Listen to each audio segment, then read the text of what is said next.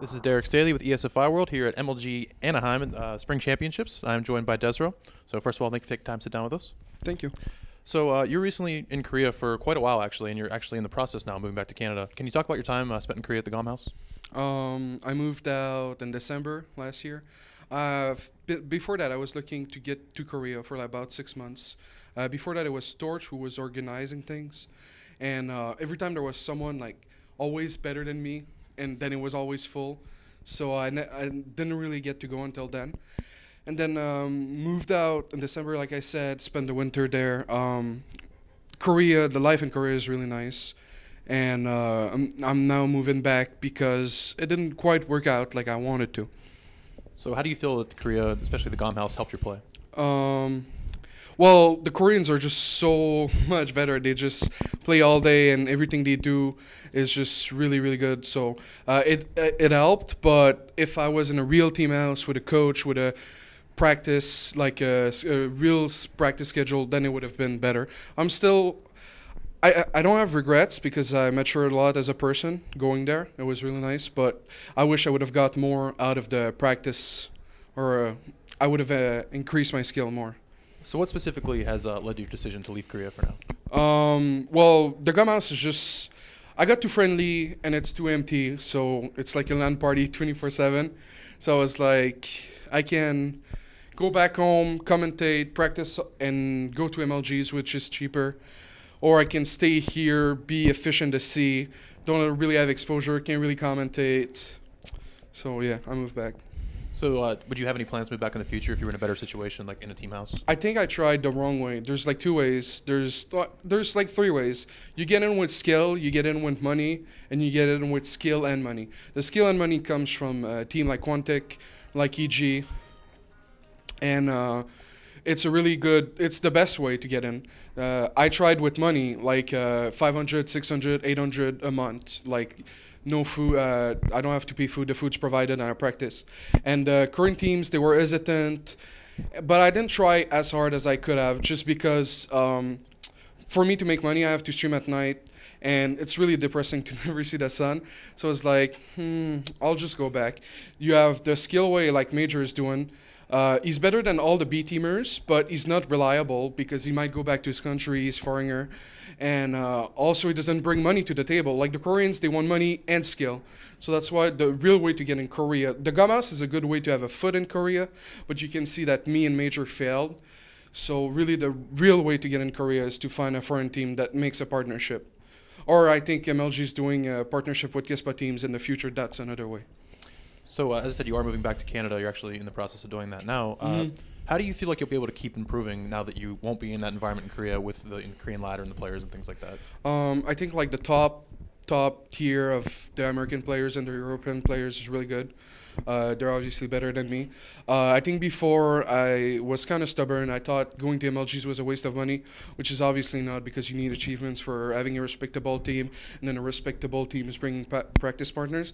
I think if I find good practice partners, if I play a lot of tournament, and I can play with like top tier players, I think my practice is going to be good. Of course, I might get my ass kicked by Koreans, like every foreigner, but at least I'll be able to improve and keep increasing. So speaking of your team, you left Eclipsia pretty recently with a group of your teammates. Can you discuss the situation there and what led to you leaving? It was like a collective decision.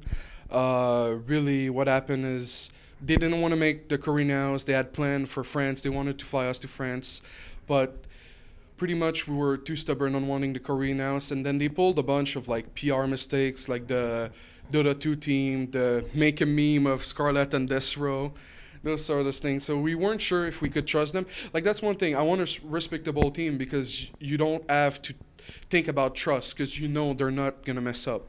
So we ended up leaving Eclipsia, me, Slug, Scarlet, and Artis. But we all got paid our salary. Scarlett got a brand new PC, so they weren't so bad, but they just messed up for themselves before we decided to leave. Like if they didn't mess up the Dota 2 team, if they didn't mess up the meme team, we probably would have stayed, because you know at the end of the day it's money. But yeah. So speaking of that, how is your search for a team going, and what specifically are you looking for in a new team? I had offers, but like I said, I really want a respectable team. So I talked with a few teams. A lot of teams have their budget already planned. So I'm paying for my MLGs this year. Like, I don't care. If I get a team that's respectable that wants to pay me because of my skill, so be it. But for now, I'm paying for all my MLGs. And if I can find a team that wants me, like... I'm gonna be honest. Like I think the U.S. teams that are respectable are like it's Gosu, Check Six, Quantic, even though they're like 1,000 people. Like all the like pro, but like not EG obviously, but like Quantic, it's Gosu, Check Six. I think I7 too. Like all those teams, they have like really good players. They don't have the biggest budget, but like at least it's practice partners. They're respectable. They put their brain out there. They have sponsors, a thing like that. I don't want like a team that has money but that is up and coming. But you never know if you'll trust them, because at the end of the day, this is esports. This is new. People want to try. I don't want to be with them to fail. Like I've been with like 5 teams in 2011 and I get too much flack for it. I'm tired.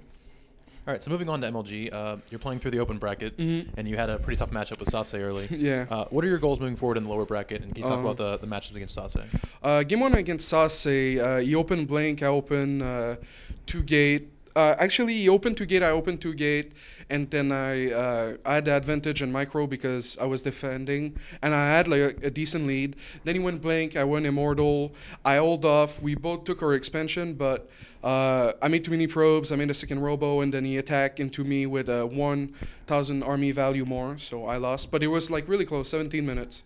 So like if I would have played better in every step, probably could have won given... And game 2, it was a rollover. I scouted kind of wrong, and he made a Colossus on it. For the rest of the tournament, I hope I beat like Americans. If I get a Korean, hopefully I can like play the game of my life and pull an upset, which would be nice given that I'm here for that.